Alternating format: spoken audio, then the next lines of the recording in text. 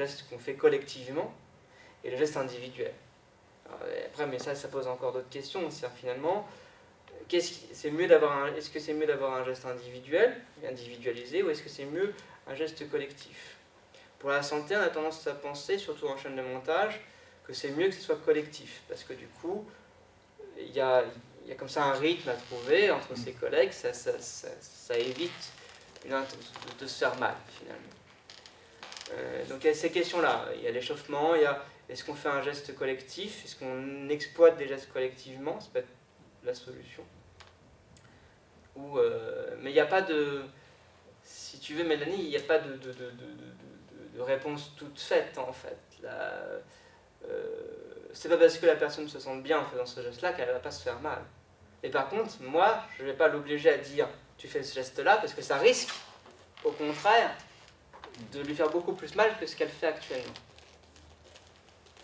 Parce qu'elle va s'imposer à faire quelque chose qui n'est pas corporalisé à elle-même, qui n'est pas réfléchi pour elle-même. Ah oui, on est d'accord que ça ne peut pas se passer comme ça, tu changes. Voilà, c'est ça. Après, il y a toute une phase, effectivement, si tu considères que ce geste est vraiment quelque chose de néfaste, toi, en tant qu'ergonome, et bien dans ce cas-là, il peut être une éducation, une sensibilisation à faire, peut-être. Ou de lui montrer qu'il y a peut-être autre chose, et qu'il a peut-être à gagner en faisant autrement. Ou peut-être pas.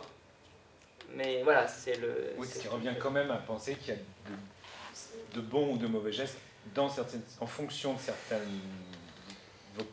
certaines destinations et de certains usages. Moi, je ne suis pas... Je suis vraiment concrètement, pas... par exemple, sur le travail manuel, dans ma très modeste expérience, mon père ou d'autres m'ont appris des gestes plus efficaces en termes de rendement, comment tenir un marteau, pas près de la masse, mais plus loin pour profiter du... Oui, ou comment porter une charge en mettant mon centre de gravité au plus proche du poids de l'objet, des choses de ce genre qui sont basiques que j'ai intégrées. Oui, alors que sinon par paresse, j'aurais pu, ou par maladresse, j'aurais pu en rester à me pencher en avant vers la charge à soulever. Alors, c'est intéressant ton exemple. Moi, je vais t'en donner un contre-exemple, en fait. Alors, il y a l'INRS. L'INRS a construit dernièrement des postures qu'elle disait ce sont des bonnes postures. Tout va bien. Et alors moi, je me suis confronté à ça l'année dernière, parce que j'avais des bonnes postures. Je me dis, tiens, chouette, je vais aller dans mon entreprise, je vais leur montrer comment faire. C'est comme ça qu'il faut faire, etc. D'abord, c'était ridicule, parce qu'ils avaient déjà des formations en bons gestes. Et les mecs, quand je suis arrivé et que je leur dis, mais pourquoi vous ne suivez pas ce qu'on vous a appris? Et les mecs m'ont expliqué, m'ont ramené à moi-même, c'était une sacrée expérience. Ils ont dit, mais d'accord, mais tu veux qu'on fasse en gros, donc le bon geste, donc je devais porter des colis, donc des colis qui étaient au sol, donc c'était, mais en fait, on me demande de plier les genoux, ça soulage le dos, de prendre le truc, de remonter, bon, d'accord, mais ça soulage le dos. Mais le mec, très justement, il m'a dit, mais ça ne soulage pas mes articulations au niveau de mes genoux. Donc on va me demander de céder mon mal de dos contre des mal de genoux qui risquent en plus de me rendre paralysé et qui risquent que je finisse en fauteuil roulant. Excuse-moi, je préfère encore avoir mal au dos. C'est ce qu'il m'a répondu tel quel. Hein. Et ça, c'est des choses, c'est-à-dire que quand je dis qu'il n'y a pas de bons ou de mauvais gestes, il y a des gestes qui sont effectivement plus ou moins appropriés à des activités. Concrètement, il faut mieux prendre le marteau comme ça parce qu'effectivement, en le faisant comme ça, on va gagner en rentabilité. Et effectivement, si on place la charge qu'on a dessous de son dos, plus ou moins, ça va préserver notre dos, effectivement. Mais il y a d'autres gestes en même temps qui vont poser problème. C'est-à-dire que si on me demande pour préserver le dos de sacrifier les genoux, moi je ne suis pas d'accord. Si on me demande pour faire un geste, pour soulager, je sais pas moi, mes bras, mais au détriment de mon dos, ça va être pareil si tu veux. C'est pour ça que la question du bon geste, elle est bonne pour soulager une partie du corps, mais au détriment peut-être d'une autre partie, et ainsi de suite. C'est pour ça que je dis qu'il n'y a pas de bon ou de mauvais geste. C'est toujours une question, je prends ta question, si je fais un bon geste comme ça, je risque d'impacter autre chose. C'est pour ça qu'on dit qu'il n'y a pas de bon ou de mauvais geste. Oui, en soi. Ouais. En soi. Par définition. Oui. Et en fait, c'était juste pour rajouter un exemple par rapport au marteau, parce que moi aussi, mon grand-père m'a dit, il faut faire comme ci, il faut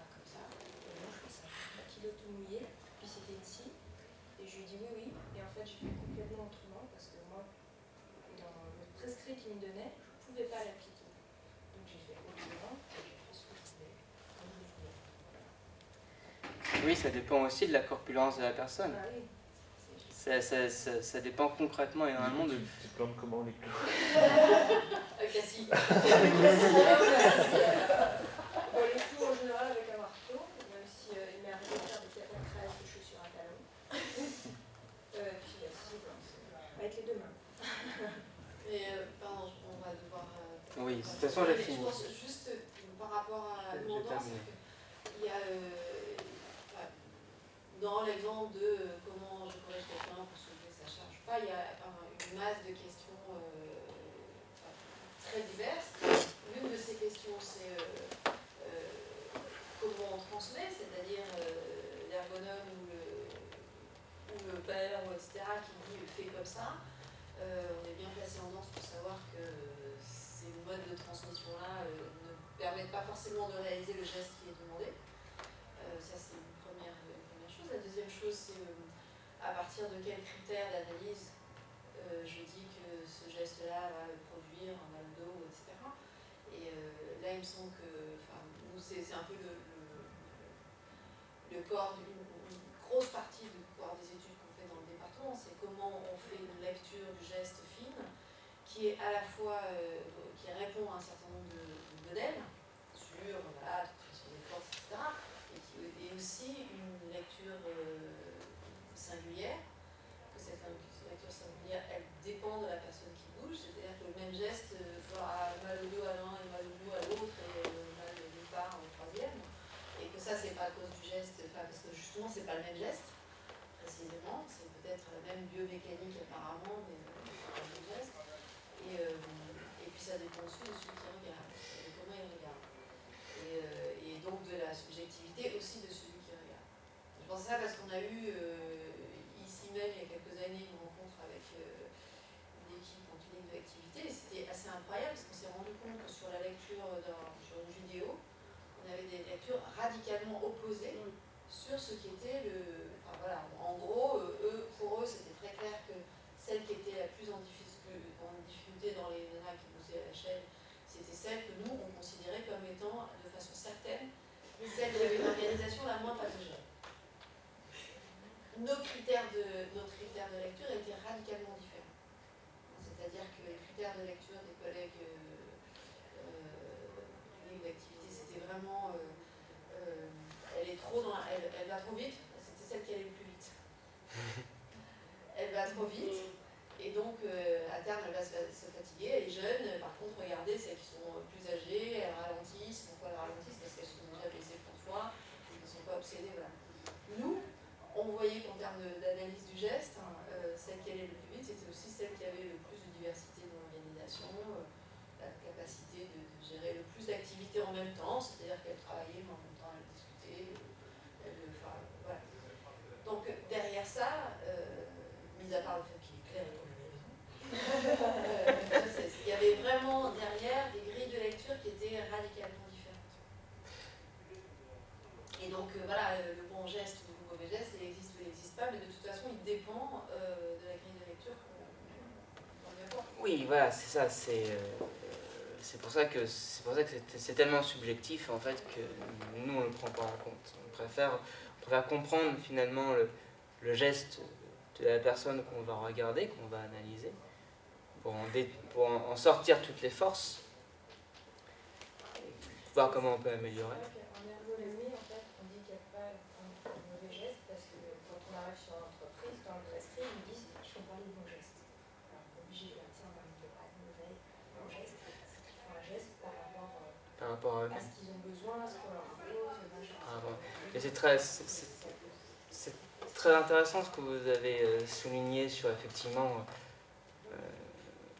en danse comme ça, il y a le fait que effectivement c'est très tout ça est très subjectif. J'aime beaucoup votre exemple. Et je pense que c'est pas seulement subjectif, c'est aussi lié à des modèles de lecture qui ne sont pas les mêmes. Oui, oui, il y a aussi là-dessus qui sont.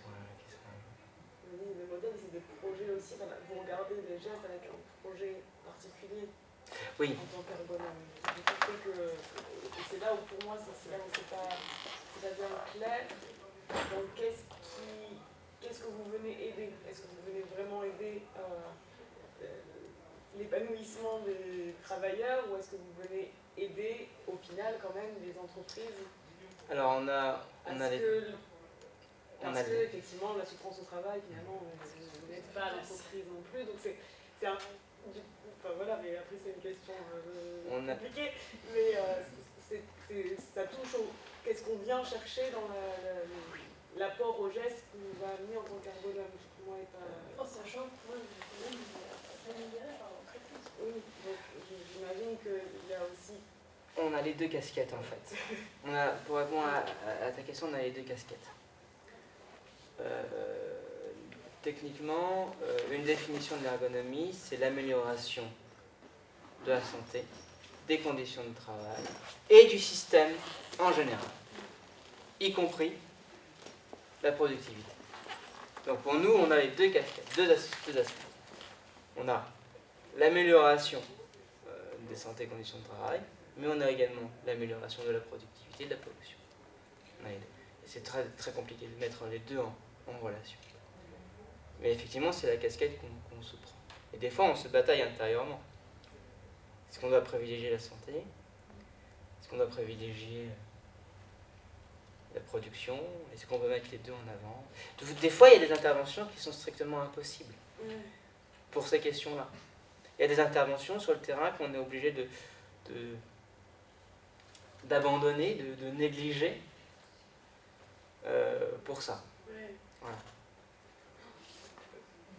Moi, c'est vrai que l'enjeu, c'est de faire comprendre aux entreprises que si leurs salariés sont heureux, sont bien, ça les aidera sur le long terme. Alors, ça leur coûtera même moins cher que les PME.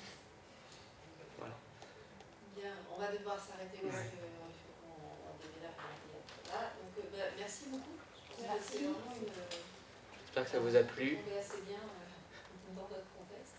J'espère que ça vous a plu. J'espère que... C'était super. Non, c'est vraiment intéressant, je me dis, en tout cas, même dans un des enjeux du projet, dont M. Mélanie a peut-être parlé, mais il y a toute cette question de l'échange des savoirs. Et je pense que, autant pour nous, c'était vraiment intéressant de t'entendre, et je me dis, la manière dont quel regard justement on va poser sur les gestes qu'on interroge, ça peut être... voilà, il peut y avoir un dialogue qui se continue sur la suite du projet. Je me dis que Merci. c'est agissant, c'est-à-dire qu'on s'apprend les mêmes. Merci beaucoup. Merci à vous.